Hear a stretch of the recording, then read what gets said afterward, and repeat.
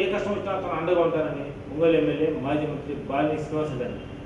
రాష్ట్ర Aryavysya corporation chairman కుప్పప్రసాద్ ఆధ్వర్యంలో స్థానిక బాలినేని నివాసంలో 200 మంది ఆర్యవేశులు వైఎస్ఆర్ పార్టీలో చేరారు. ఈ సందర్భంగా బాలినేని శ్రీనివాసరెడ్డి వారికి కండవా కప్పి సాధారణంగా పార్టీలోకి ఆహ్వానించారు.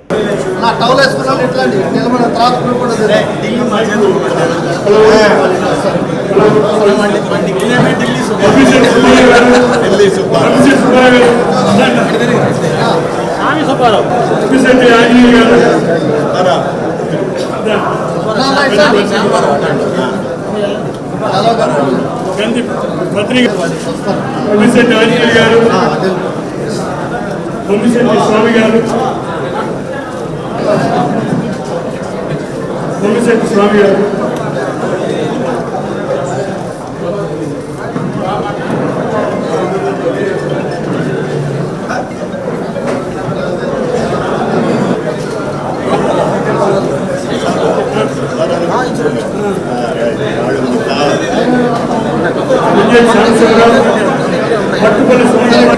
సైడ్ కూడా రానా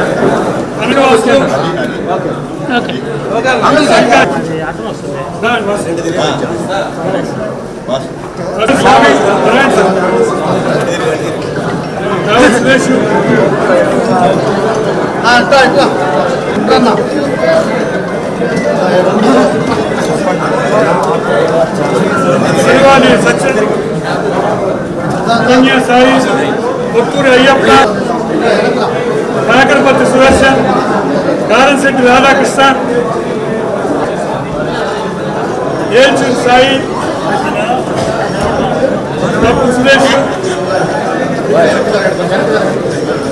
అందరు చివరిలో గ్రూప్ ఫోటో దిగుదాము. ఒక్క నిమిషం అందరూ ఏడు ఉండండి, గ్రూప్ ఫోటో దిగుదాము.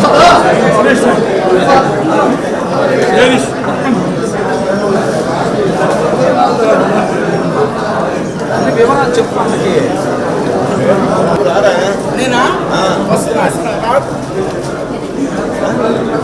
ప్రత్యేక అభిమాని ఏల్చూరి వెంకట శ్రీనివాసు, ఏల్చూరి వెంకట తెలుసు శ్రీనివాసు, నంది సురేంద్ర, శ్రీనివాసు, వెంకటేశ్వర్లు,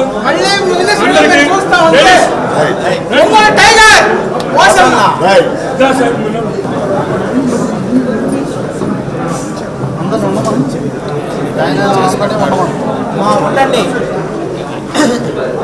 అందరూ అక్కడ నుంచోండి, గ్రూప్ ఫోటో తీద్దాం.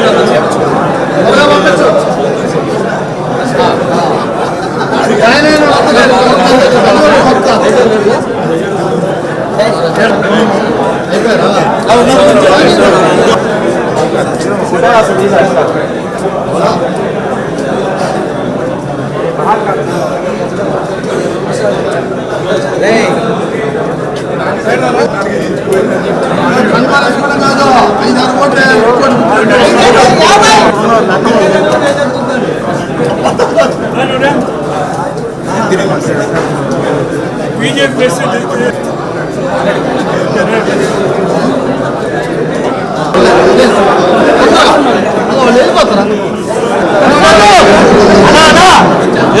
पक्का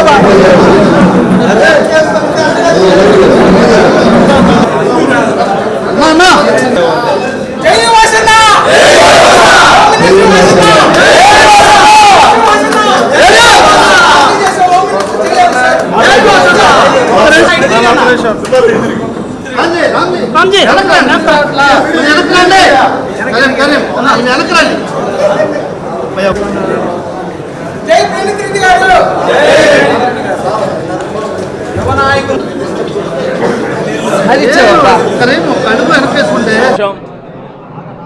మరి ఈరోజు ఆర్యవైశ్య సోదరులందరూ దాదాపు 200 కుటుంబాలు ఈరోజు నాయకులు కానీ కార్యకర్తలు అందరూ కూడా ఈరోజు వైఎస్ఆర్ పార్టీ చేరుతున్నందుకు వారికి నా కృతజ్ఞత తెలియజేసుకుంటా ఉన్నా. ముఖ్యంగా ఆర్యవైశ్య సోదరులకి మొదటి నుంచి కూడా ఎక్కడ కూడా ప్రాబ్లం లేకుండా ఏ సమస్య వచ్చినా కూడా నా దగ్గరికి వస్తే సమస్య పరిష్కారం చేసేదానికే ప్రయత్నం చేశాను తప్ప ఎక్కడ కూడా ఇబ్బంది పెట్టలేదు. మరి ఈ మధ్య కాలంలో ఆర్యవైశ్యులకి నాయకులందరూ వచ్చి ఆరంభ క్షేత్రం కావాలంటే అక్కడ స్థలం ఇచ్చి ఏర్పాటు చేసి చేయటం, మరి అక్కడ సోదరులందరూ కూడా అక్కడ ఆరంభ క్షేత్రం కట్టడం కూడా జరిగింది. అలాగే గోశాలకు సంబంధించినటువంటి 25 సంవత్సరాల నుంచి పరిష్కారం కానీ గోశాల విషయంలో కూడా పరిష్కారం చేసి అక్కడ స్థలం కూడా ఇప్పించడం జరిగింది. మరి ముఖ్యంగా బాబూజీ కాంప్లెక్స్ సంబంధించి మరి రెగ్యులైజేషన్ కోసం అడిగినప్పుడు రెగ్యులేషన్ కూడా శాంక్షన్ చేయడం జరిగింది. అది మన సోదరులు ఇంకా ఆ రెగ్యులేషన్ అమౌంట్ కొద్ది తగ్గియాలని చెప్పి కోరుకుంటా ఉన్నారు. దాన్ని కూడా మరి మాట్లాడి దానికి పరిష్కారం చూసేదానికి ప్రయత్నం చేస్తానని కూడా తెలియజేసుకుంటా ఉన్నాం. మరి అలాగే బాపూజీ కాంప్లెక్స్ని ప్రారంభించినటువంటి రోసే గారు చనిపోయిన తర్వాత అక్కడ విగ్రహాన్ని కాంప్లెక్స్ ఎదురుగానే ఒక మంచి కాంస్య విగ్రహాన్ని కూడా అక్కడ రోసే గారిది ఏర్పాటు చేసుకోవటం, ఎందుకంటే ఆయన మంత్రివర్గంలో నేను మంత్రిగా కూడా ఉండటం జరిగింది. ఆయన రుణం నేను తీర్చుకునే దానికోసం అక్కడ విగ్రహం కూడా పెట్టామని కూడా తెలియజేసుకుంటా ఉన్నాం. ఆర్యవైశ్య సోదరులందరూ కూడా కోరిన ఆ రోజు చనిపోయినప్పుడు రోసే గారు చనిపోయిన రోజు ఆ రోజే చెప్పాను నేను అక్కడ హైదరాబాద్లో మేము ఒంగోలులో కాంస్య విగ్రహం ఏర్పాటు చేస్తాము రోసే గారిని చెప్పడం. అలాగే అసెంబ్లీలో కూడా చెప్పాను నేను. అసెంబ్లీలో కూడా రోసే గారి నివాళులు అర్పించేటప్పుడు ప్రకాశం జిల్లాలో మా ఒంగోలులో మేము రోసే గారి మరి విగ్రహాన్ని ఏర్పాటు చేస్తామని చెప్పాను. దాని ప్రకారం విగ్రహం ఏర్పాటు చేయడం జరిగింది. మరి ఈ మధ్య కొంతమంది వైశ్య సోదరులు తెలుగుదేశం పార్టీలో చేరుతున్నప్పుడు ఒక సోదరుడి దగ్గరికి పోతే మన వాళ్ళు పోతే ఒక సోదరుడు ఏమన్నాడంటే, నేను టీడీపీ పోతే నాకేమి ఇబ్బంది ఉండదు, ఎందుకంటే వాసు గారు గెలిస్తే వాసు గారు ఏం చేయరు, ఒకవేళ టీడీపీ గెలిచింది అనుకోండి జనార్దన్ నన్ను ఇబ్బంది పెడతాడు అని మాట్లాడటం నిజంగా చాలా బాధేసింది నాకు. నేను మంచిగా చూస్తుంటే అంటే నేను మంచితనాన్ని అట్లా మాట్లాడటం కరెక్ట్ కాదని కూడా అనిపించింది. ఒకటే చెప్తా ఉన్నా, ఈరోజు మన వైఎస్ఆర్ పార్టీలో ఉన్నటువంటి ఆర్యవైశ్య సోదరులకి నా ప్రాణం ఉన్నంతకాలం వారికి నా పూర్తి సహకారాలు, వాళ్ళకి ఏ ప్రాబ్లం వచ్చినా కూడా నేను వెనకెత్తి ఉంటానని కూడా తెలియజేసుకుంటా ఉన్నా. అట్లని చెప్పి మళ్ళా గెలిచిన తర్వాత మళ్ళీ వచ్చి మాకు అది చేయండి ఇది చేయండి అంటే మా సోదరులందరూ కూడా రికమెండ్ చేస్తే తప్ప వాళ్ళు ఎవరికి కూడా సహాయం చేయనని కూడా చెప్తున్నా. ఎందుకంటే దానికి మంచితనానికి కూడా ఒక హద్దు ఉంది. దానికి ఈ రకంగా సద్వినియోగం చేసుకోవడం కరెక్ట్ కూడా కాదు. నేను మొదటి నుంచి కూడా ఎవరిని ఇబ్బంది పెట్టలే. అట్లని చెప్పి వాసు ఇబ్బంది పెట్టలే అడిపోతే బాగుంటుందని కొంతమంది ఆలోచన, అది కరెక్ట్ కూడా కాదని కూడా తెలియజేసుకుంటా ఉన్నాం. దానికి కూడా నేను ఈరోజు చెప్తా ఉన్నాం, ఎవరిని కూడా ఇబ్బంది పెట్టను, కానీ ఈ రకంగా మాట్లాడి టీడీపీ పోవటం అనేది కరెక్ట్ కాదు. మరి ఆర్యవైశ్య సోదరులు కూడా చెప్తా ఉన్నా, ఖచ్చితంగా వైఎస్ఆర్ పార్టీ రేపు అధికారంలోకి వస్తుంది. మీరందరూ కూడా వైఎస్ఆర్ పార్టీకి చేయండి, తప్పకుండా మీకు మంచి చేసే కార్యక్రమే చేస్తాం తప్ప ఎక్కడ కూడా ఇబ్బంది పెట్టమని చెప్పి కూడా తెలియజేసుకుంటా ఉన్నాం. ఖచ్చితంగా రేపు 125 పైన సీట్లు వైఎస్ఆర్ పార్టీ వస్తుందని చెప్పి సర్వేలు కూడా చెప్తా ఉన్నాయి. ఖచ్చితంగా వైఎస్ఆర్ పార్టీ అధికారంలోకి వస్తుంది. ఖచ్చితంగా బాబూజీ కాంగ్రెస్ సంబంధించి కానీ అన్ని కార్యక్రమాలు, ఆర్యవైశ్య సంబంధించిన కార్యక్రమాలు అన్నీ కూడా మరి నేను పూర్తి చేసి వాళ్ళకి మంచి చేకూరుస్తానని చెప్పి కూడా ఈ సభాముఖంగా తెలియజేసుకుంటూ, ఈరోజు పెద్దలందరూ కూడా అందరూ కూడా చేరినందుకు వారికి నా ధన్యవాదాలు తెలుపుకుంటూ సెలవు తీసుకుంటాను.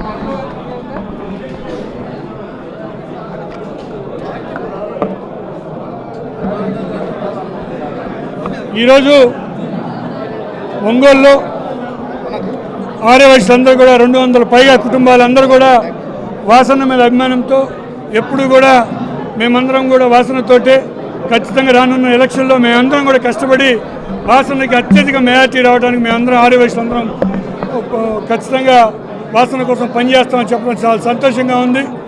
ఖచ్చితంగా ఆర్యవైశ్యులకి ఎప్పుడు లేని విధంగా ఈరోజు వాసన చేయడం జరిగింది.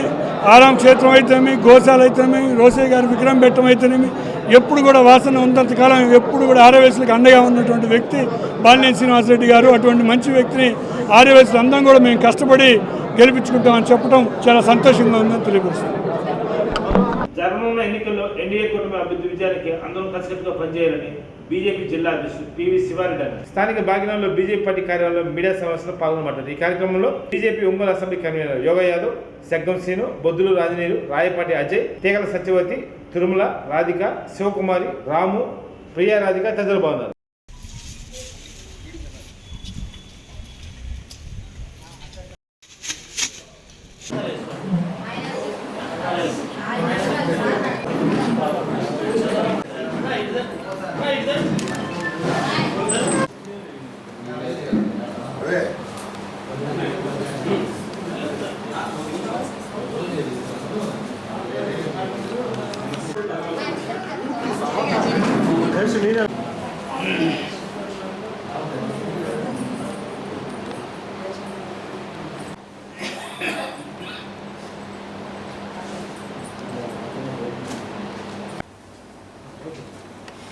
అందరికీ నమస్కారం. ఈ రోజున భారతీయ జనతా పార్టీ, తెలుగుదేశం, జనసేన ఎన్డీఏ కూటమి సమన్వయం చేసుకుంటూ రాబో ఎన్నికల్లో ఈ రాష్ట్రంలో ఉన్నటువంటి ఈ అరాజక ప్రభుత్వాన్ని గద్దె దింపాలని చాలా స్పష్టంగా మా జాతీయ నాయకత్వం, అదేవిధంగా రాష్ట్ర నాయకత్వం పిలుపుకోవడం జరిగింది. ప్రధానంగా ఎన్నికల్లో ఈ గత 5 సంవత్సరాల నుంచి భారతీయ జనతా పార్టీ కార్యకర్తల నాయకులు ఒక పార్టీని ఎంతో విధాలుగా అభివృద్ధి పదవులు తీసుకుపోయారు. అన్ని అసెంబ్లీలకి 170 అసెంబ్లీలకి 25 పార్లమెంట్ పోటీ చేయాలని ప్రతి ఒక్కరు కూడా సిద్ధమైన టైంలో మరి భారతీయ జనతా పార్టీ జాతీయ నాయకత్వం ఒక నిర్ణయం తీసుకోవడం జరిగింది. ఎన్డీఏ కూటమికి 400 సీట్లు టార్గెట్ పెట్టుకుంది. దాని ప్రకారం మరి అధిష్టాన నిర్ణయం భారతీయ జనతా పార్టీ క్రమశిక్షణకు మారిపోయి కనుక పార్టీ అధిష్టానం ఏదైతే ఆదేశాలు ఇస్తుందో ఆ ఆదేశాలకు అనుకూలంగా ఈ రోజున మా పార్టీ తరఫున క్రమశిక్షణగా ఎక్కడ కూడా ఏ ఒక్క కార్యకర్త కూడా ఎలాంటి విమర్శలు చేయకుండా అధిష్టాన నిర్ణయానికి కట్టుబడి ఈ రోజున ఈ యొక్క ఎన్డీఏ కూటమి పక్షాలు ఎవరైనా సరే ఇక్కడ పోటీ చేస్తే వాళ్ళకి భారతీయ జనతా పార్టీ కార్యకర్తలు మేమందరం కూడా సమన్వయం చేసుకుంటూ వాళ్ళ విజయానికి మేమందరం కూడా పూర్తిగా సహకరిస్తామని చెప్పి ఈ సందర్భంగా తెలియజేస్తున్నాం. సోదరులందరికీ కూడా నా హృదయపూర్వక నమస్కారాలు తెలియజేస్తూ రాబోయే ఎన్నికల్లో ఎన్డీఏ కూటమి తెలుగుదేశం, జనసేన, బీజేపీ అభ్యర్థులు గెలిపించాలని చెప్పేసి అందరికీ కూడా హృదయపూర్వకంగా నమస్కారం తెలియజేస్తూ అభ్యర్థిస్తున్నాను. పార్టీలు రాష్ట్రంలో 175 స్థానాల్లో అసెంబ్లీ కన్వీనర్ని నియమించి పార్టీ తరఫున, అట్లానే 25 పార్లమెంట్లకు కూడాను పార్లమెంట్ కన్వీనర్లను నియమించి ఆ దిశగా పార్టీ పని చేస్తున్న సందర్భంలో మా జాతీయ నాయకత్వం ఈ పార్టీలను కూడాను జనసేన, తెలుగుదేశాన్ని ఎన్డీఏ కూటమిలో చేర్పించుకొని కొన్ని సీట్లను మాకు కేటాయించడం జరిగింది. అట్లానే మేము కూడా రాబోయే ఎన్నికల్లో తెలుగుదేశం, జనసేన పార్టీలకు కూడా అభ్యర్థుల్ని మేము బలపరుస్తూ మా యొక్క పార్టీ క్యాడర్ని వారికి పనిచేయడానికి చెప్పేసి మేమందరినీ కూడా హృదయపూర్వక మా పార్టీ క్యాడర్ కూడా పిలుపునిస్తూ ఎన్డీఏ కూటమి విజయం కోసం మన వాళ్ళందరూ కూడా ప్రయత్నించాలని చెప్పేసి అభ్యర్థిస్తూ భారతీయ జనతా పార్టీ నాయకులకి కార్యకర్తలకి అలాగే మీడియా సోదరులందరికీ నమస్కారం తెలియజేస్తున్నాం. ఈరోజు భారతీయ జనతా పార్టీ నరేంద్ర మోడీ గారి సారథ్యంలో 2014లో భారత ప్రధాని అయిన తర్వాత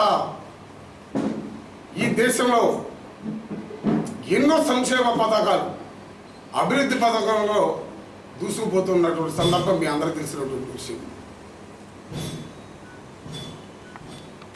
గత కాంగ్రెస్ ప్రభుత్వంలో మేము 60 సంవత్సరాలు పరిపాలించామని కాంగ్రెస్ వాళ్ళు గొప్పలుగా చెప్పుకునే పరిస్థితిలో మీరు 60 సంవత్సరాల్లో ఏం చేశారు? ఈనాడు ఈ 2014 నుంచి నరేంద్ర మోడీ గారు వచ్చిన తర్వాత ప్రతి పేదవారికి ఎన్ని పథకాలు తేవటం జరిగింది. ఇటీవల 18 చేతి వృత్తుల వాళ్ళకి విశ్వకర్మ కౌశల్య యోజన అనే పథకం ద్వారా 18 చేతి వృత్తుల వాళ్ళకి 1 లక్ష నుంచి 3 లక్షల వరకు కూడా లబ్ధి చేకూర్చే విధంగా ఉంది. ఈ దేశంలో ఎక్కడా కూడా ప్రతి పేదవాడు అనేవాడు ఉండటానికి వీల్లేదు, గుడిసెలో జీవించడానికి లేదు. ఒకప్పుడు కాంగ్రెస్ ప్రభుత్వంలో 60 ఏళ్ళు పరిపాలన చేసినా కూడా ఈనాడు కూడా పూరి గుడిసెల్లో జీవిస్తున్నటువంటి సందర్భం మీ అందరూ తెలిసినటువంటి విషయమే. ఈనాడు నరేంద్ర మోడీ గారి సారథ్యంలో టెట్కా గృహాలు, డబుల్ బెడ్రూమ్ ప్లాట్లు ప్రతి ఒక్క స్టేట్లో కూడా డబుల్ బెడ్రూమ్ ప్లాట్లు ఏర్పాటు చేయడం జరుగుతుంది. అలాగే ప్రతి సామాన్య కుటుంబంలో మహిళా తల్లి కట్టెల పొయ్యితోటి వండకూడదు అనే ఆలోచన మీద కొన్ని లక్షల గ్యాస్ కనెక్షన్లు, ఉజ్వల గ్యాస్ పథకం ద్వారా కొన్ని లక్షల గ్యాస్ కనెక్షన్లు ఇవ్వడం కూడా జరిగింది. ఇదంతా మీకు తెలిసినటువంటి విషయం. అలాగే ఈ దేశంలో పేదవాడికి ఆరోగ్య సమస్య వస్తే ఆ పేదవాడు ఇబ్బంది పడతాడు అనే ఆలోచన మీద ఎక్కడా కూడా ఆయుష్మాన్ భారత్ అనే కార్డు మీద 5 లక్షల వరకు ఇవ్వటం కూడా జరుగుతుంది. ఆ కార్డు ఈ దేశంలో ఎక్కడైనా సరే చూయించుకునేటువంటి విసులుబాటు ఉన్నటువంటి సందర్భం ఉంది.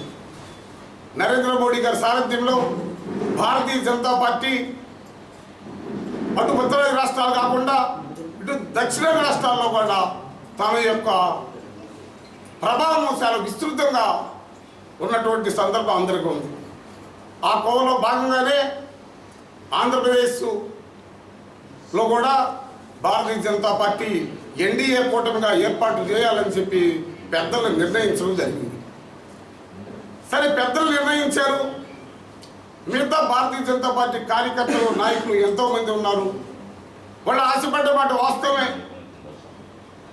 సరే, నేను ఎమ్మెల్యే అవకాశం వస్తుంది, నాకు ఎంపీ అవకాశం వస్తుంది, మా కార్యకర్తలు ఎంతోమంది ఆశపడ్డారు. కానీ కేంద్ర నాయకత్వ ఆదేశానుసారం మేము భారతీయ జనతా పార్టీ ఎలా చెప్తే అలా నడుచుకొని పోయేవాళ్ళమే తప్ప, మేము కార్యకర్తలాగా పనిచేసుకునే వాళ్ళం తప్ప మా దగ్గర మిగతా ఇంక వేరే ఆలోచనలు ఉండవు. మన ఇటీవల రాష్ట్ర అధ్యక్షురాలు భువనేశ్వరి గారి నాయకత్వంలో మాకు సమావేశం ఏర్పాటు చేయడం జరిగింది.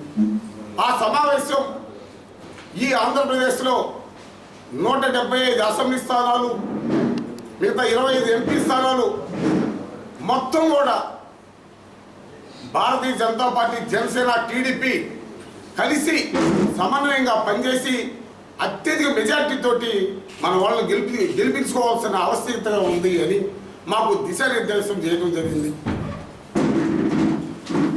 రాష్ట్ర స్థాయి మీటింగ్ అయిపోయిన తర్వాత జిల్లా స్థాయి మీటింగ్ ఏర్పాటు చేసుకొని మీ జిల్లాల్లో, అన్ని జిల్లాల్లో మీ కార్యకర్తలు ఏర్పాటు చేసుకొని ఒక సమావేశం ఏర్పాటు చేసి ఒక సమన్వయ కమిటీ వేసుకొని టీడీపీ, జనసేన నాయకులను కూడా ఆహ్వానించి అందరూ కలిసి రాబోయే ఎలక్షన్లో అత్యధిక మెజార్టీతోటి అందరినీ గెలిపించుకోవాలని శ్రీమతి దగ్గుబాటి పురంధేశ్వరి గారు ఆదేశం చేయడం జరిగింది. అదే ఆదేశానుసారం ఈనాడు భారతీయ జనతా పార్టీ ఒంగోలు పార్లమెంట్ తరఫున మేము ఈరోజు సమావేశం ఏర్పాటు చేసుకోవడం జరిగింది. రాబోయే కాలంలో మన జిల్లాలో తెలుగుదేశం బలపరిచిన అభ్యర్థిని కానీ, అటు జనసేన బలపరిచిన అభ్యర్థిని కానీ అఖండ విజయంతో మేము దగ్గరుండి పనిచేసి అఖండ విజయంతో గెలిపించుకుంటామని ఈ సందర్భంగా తెలియజేయడం అయింది. పోస్టల్ బ్యాలెట్ వినియోగంపై వివిధ శాఖల అధికారులతో జిల్లా కలెక్టర్ దినేష్ కుమార్ సమీక్ష సమావేశం నిర్వహించారు.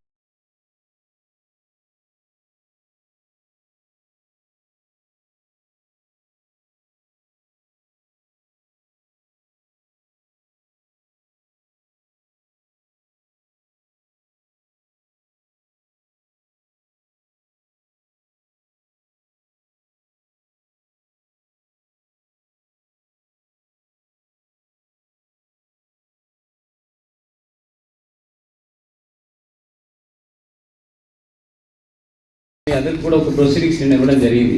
సో దీంట్లో all departments though have been intimated. So దీంట్లో ముఖ్యంగా ఒక 33 different departments have been identified as essential services people which where we cannot be what you say వాళ్ళు they cannot be there for voting in their own constituencies. So మనకి ఈ డేటాబేస్లో entry చేసినప్పుడు కూడా HR databases through your DDO ద్వారా ప్రతి ఒక్క employees data కూడా మన ర్యాండమైజేషన్ కోసం ఎంట్రీ చేయడం జరిగింది. బట్ దాంట్లో కొన్ని గ్యాప్స్ ఉన్నాయి, especially related to the EPIC number. Probably కొంతమంది ఎపిక్ కార్డు మీరు గుర్తు ఉండకపోవచ్చు, or the new EPIC card మీరు అప్లై చేయ ఉండకపోవచ్చు. అట్లాంటి కేసెస్ కాకుండా వీళ్ళందరూ కూడా వాళ్ళకుండిన serial number in the electoral roll, part number and a particular constituency, ఈ informations already we have got it from this. కలెక్టరేట్లో ఎస్పీ గారు అండ్ అదర్ ఆఫీసర్స్తో పాటు జిల్లా జైలరు, sub officials and all enforcement agency గురించి వాళ్ళతో పాటు ఒక మీటింగ్ పెట్టడం జరిగింది. దాంట్లో ముఖ్యంగా ఈ లా అండ్ ఆర్డర్ ఇష్యూలో ఈ preventive actions 108 and 110 bind over cases, ఎవరు రౌడీ షీటర్స్గా, ట్రబుల్ మాంగర్స్కి ఎట్లా బైండ్ ఓవర్ చేయాలి, అండ్ ఎలక్షన్ రిలేటెడ్ అఫెన్సెస్ ఉండి దాంట్లో బెయిల్లో వచ్చిన వాళ్ళు కానీ, or any previous history of any severe offences or electoral related offences ఉంటున్న వాళ్ళ దగ్గర ఈ వెపన్స్ అండ్ ఆర్మ్స్ ఎట్లా డిపాజిట్ చేయాలి, వాళ్ళకి నోటీస్ ఇచ్చేసి దీని గురించి కూడా డిస్కషన్ చేయడం జరిగింది. Last date of withdrawal of candidates నుండి ఫస్ట్ 7 daysలో they are suppose to submit all the weaponry to the polices and central armoury. ఇది కాకుండా అదర్ ఆర్మ్స్, ముఖ్యంగా ఏదైనా బ్యాంక్స్, ఎక్స్ సర్వీస్మెన్ కింద ఉన్నది, బ్యాంక్స్లో పనిచేసిన వాళ్ళు కానీ, ఆర్ ఎనీ అదర్ ప్రైవేట్ ఇన్స్టిట్యూషన్స్లో ఉంటున్న ఆర్మ్స్ కూడా వాళ్ళు ఎట్లా డిపాజిట్ చేయాలి దీని గురించి కూడా ఇవాళ డిస్కస్ చేశాము. Third is about jail inmates. ఎవరెవరు జైల్లో ఉన్న వాళ్ళు అండర్ ట్రయల్స్ కానీ ఆర్ కన్విక్స్ కానీ ఉంటున్నప్పుడు వాళ్ళు అక్కడ నుంచి అదర్ పర్సన్స్కి కమ్యూనికేట్ చేసేసి ఏదైనా పొలిటికల్ ఇన్స్టిగేషన్ చేయడం కానీ, or any kind of illegal operations చేయడానికి వీలు లేకుండా వాళ్ళకున్న కమ్యూనికేషన్ ఛానల్స్ ప్రాపర్గా మానిటర్ చేయడం కూడా జిల్లా జైలర్కి ఆదేశం ఇవ్వడం జరిగింది. ట్రాన్స్పోర్టేషన్ ఆఫ్ ఆర్మ్స్ కానీ, ఎక్కడైనా ఆర్మ్స్ ఇల్లీగల్ యూసేజ్ ఉంటే వాళ్ళ మీద కఠిన చర్యలు తీసుకోవడానికి కూడా పోలీస్ అధికారులందరూ కూడా అలర్ట్ చేయడం జరిగింది. దాంతోపాటు ఇవాళ పోస్టల్ బ్యాలెట్ గురించి ఒక meeting and coordination meeting with all the HOD చేయడం జరిగింది. ముఖ్యంగా ఎక్కువ నంబర్స్ సంఖ్యలో ఈ పోస్టల్ బ్యాలెట్స్ ఉంటున్న education department, police department and other departments వాళ్ళందరికీ కూడా HODs నోడల్ ఆఫీసర్స్గా అపాయింట్ చేసేసి వాళ్ళ కింద ఉంటున్న ఎంప్లాయీస్ ఎక్కడెక్కడ ఎలక్షన్ డ్యూటీలో ఉంటున్నారు వాళ్ళందరికీ కూడా ఈ పోస్టల్ బ్యాలెట్కి కావాల్సిన అప్లికేషన్స్ Form 12లో ఎట్లా అప్లై చేయాలి, ఎన్ని రోజుకి ముందు చేయాలి, మనకి డేట్ ఆఫ్ నోటిఫికేషన్ నుంచి 5 రోజుల లోపల్లో they are suppose to apply for this Form 12 and అది ఎట్లా చేయాలి అని కూడా చేయడం జరుగుతుంది. ఫెసిలిటేట్ ఓటింగ్ గురించి కూడా వాళ్ళకి చాలా క్లియర్గా ఎక్స్ప్లెయిన్ చేయడం జరిగింది. సో దానివల్ల ఈ పర్టికులర్ రాబోయిన ఎలక్షన్స్లో ఎవరెవరు ఎలక్షన్ డ్యూటీలో ఉన్న ప్రతి ఒక్క అధికారులకు కూడా not even single person should miss out any voting rights కోసము ఈ చర్యలు తీసుకోవడం జరుగుతుంది. ఒంగోలు మండలం గుత్తుకొండవారిపాలెంలో 15 లక్షల విలువైన శారీస్ను ఎంఆర్ఓ సీజ్ చేశారు.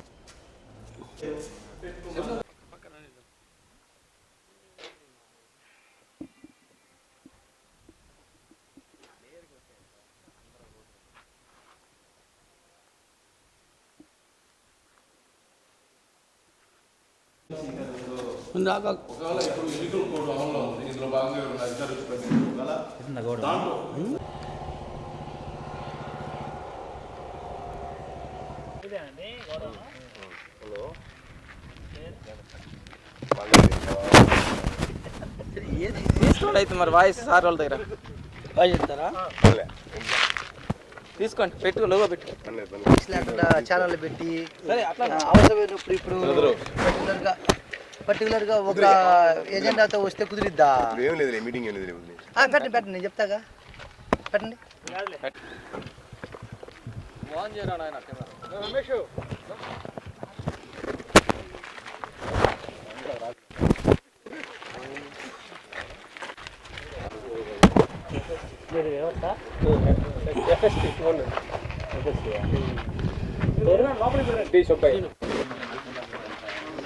ఓనర్స్ పిలవండి, వాళ్ళు ఓనర్స్ గోడౌన్ ఓనర్స్ వాళ్ళు.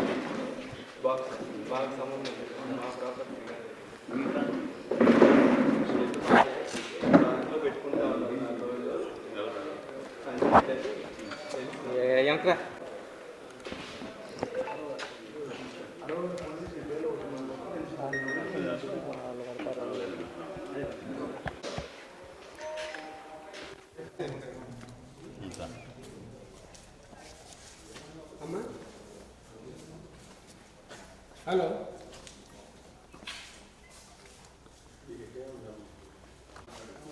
హలో, ఇప్పుడు ఓపెన్ చేశాను సార్, ఇప్పుడు ఓపెన్ చేశాను సార్.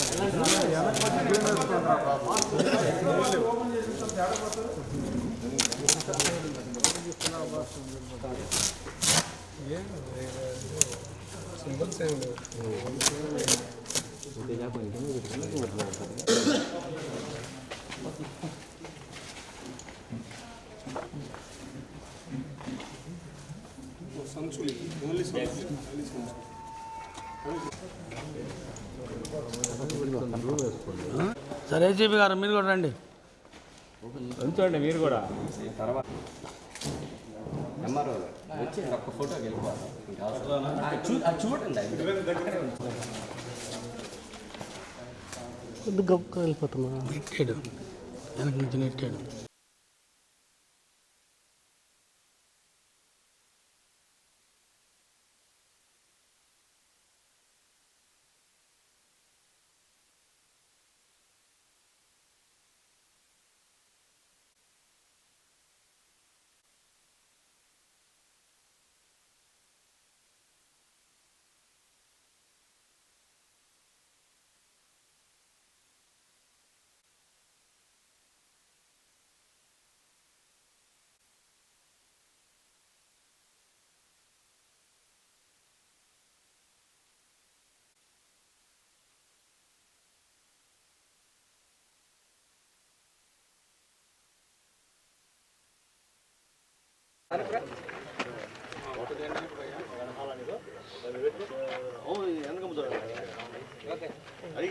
అందరికీ నమస్కారం. ఈరోజు సివిజిల్లో మన గుత్తికొండవారిపాలెం ఊరి దగ్గర ఒక గోడౌన్లో మన శారీసు అవన్నీ కూడా డంప్ చేసి ఉన్నాయని చెప్పిన కంప్లైంట్ మేరకు సివిజిల్లో కంప్లైంట్ చేయడం జరిగింది. దానికి అనుగుణంగా మన జిల్లా అధికారుల ఆదేశాల మేరకు మేము జిఎస్టీ టీము, ఎఫ్ఎస్టీ టీము అందరం కూడా వచ్చి చూసాము. దాంట్లో మొత్తం 18 బండిల్స్ ఉన్నాయి. ఒక్కో బండిల్కి 48 శారీస్ చొప్పున ఉన్నాయి. మొత్తం కూడా 864 శారీస్ ఉన్నాయి. దీని యొక్క టోటల్ కాస్టు 19,59,000, అంటే ఒక్కొక్క శారీ 2,268 రూపాయలని బాక్స్ మీద రాసింది. దాని ప్రకారం మొత్తం 19,59,552 రూపాయలుగా మన జిఎస్టీ వారు నిర్ధారించడం జరిగింది. అదేవిధంగా విడిగా సంచులు కూడా ఉన్నాయి. అవి మొత్తం 500 సంచులు ఉన్నాయి. ఒక 10,000 రూపాయలు దాని కాస్ట్ ఉంటుందని లెక్కించడం జరిగింది. కాబట్టి అవన్నీ కూడా మన ఎలక్షన్ కమిషన్ ఇచ్చిన ఆదేశాల మేరకు దాన్ని సీజ్ చేసి తగు చర్యలు తీసుకుంటామని తెలియజేయడం జరిగింది. ఎవరు క్లెయిమ్ చేయలేదండి, దాన్ని ఎవరు క్లెయిమ్ చేయలేదు. ఇక్కడ అనాథరైజ్డ్గా ఉన్నాయి కాబట్టి అవి సీజ్ చేసి గోడౌన్ ఓనరు అతని దగ్గర కూడా స్టేట్మెంట్ తీసుకుంటాము. తీసుకొని అది వైసీపీ అని దాని మీద రాసిందండి, శారీస్ మీద మన అమలున్నాయి కాబట్టి అవేం లేవు, వాటి మీద అవేం లేవు. నమస్కారం.